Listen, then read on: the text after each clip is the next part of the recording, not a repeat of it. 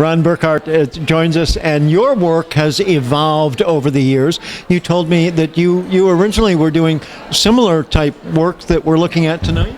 Yeah, I started out inventing something called notism, art of the note, which was scribbled hieroglyphic memory fragments.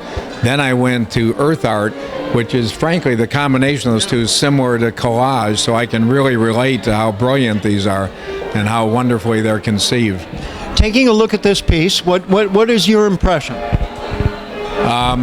I love the organic texture. She's got a very sensibility about earthly palettes.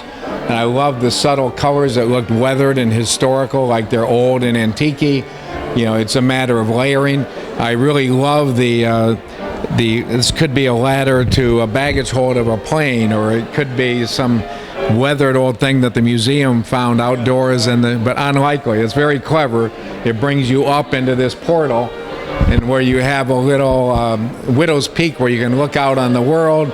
And she's very inventive in her attachments, the way she puts things up and the impact of them and the colors.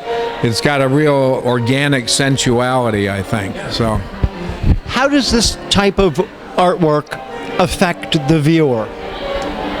At first, it's kind of startling and possibly, what the hell is this? You know, probably it turns a lot of people off perhaps when they first look at it because it's not refined and beautiful like, say, a Chihuly or something. Then they get in deeper, and like Rauschenberg, it has depth and texture and power, and the concept is so intense. I mean, it really pulls you in and makes you really reflect. It's got layer after layer of thinking in it. And that's really something compelling for people. Now, how has your art evolved over the years?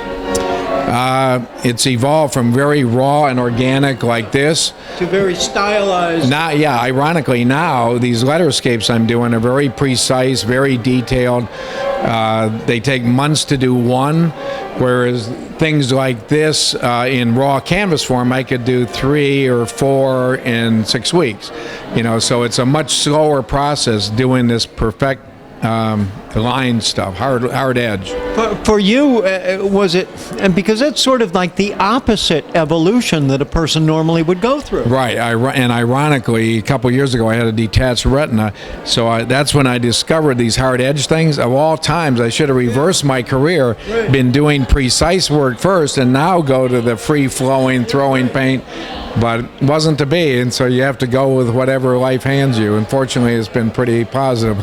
So the more detailed work that you're doing now is do you find free, because I've looked at some of your work and I find a certain element of freedom within that detail. Yeah, it's freeing except for the time that it ties you to the easel that you can't get away from. Conceptually it's freeing, and I love creating it initially like a draftsman, giving each letter the same amount of space and then deciding what the shape, say an A would be a triangle. It's my own unique alphabet. Deciding what will occupy that space is pretty exciting, and there's a lot of freedom in that. And then I experiment with different colors in each palette or each portion of, I call them quadrants, and that's freeing. But once I decide, then it's just a labor of intense dedication. You're just there day after day, waiting for it to dry, fixing that, going on to the next one, comparing the genre. I mean, it's really a very time-intensive process. You mentioned making the decision of what will occupy the space. That's something every artist has to deal with, isn't it? It is, but in this case, it's critical because I want to give each letter, say the word is Berlin or Karma, I want each letter to have the same amount of space. So the K might be very compressed and slim, whereas the A might be very broad, the M not as broad as it should be. So, but I think it creates a fascinating compressed structure by having to fit into exact formula. Can you predict where your art will take you from here? Boy, not very easily. I long to go back to the freer form. I've actually started dabbling in something I call totem poles, which are kind of like monster heads attached to scribbled building blocks. But I can't say that's about to happen, but it's much more fun because it's looser and freer than the hard edge. It can evolve into something really exciting, and never know what it's going to be. And I can add a lot of colors and move a lot quicker. Whereas the letterscapes are very intense.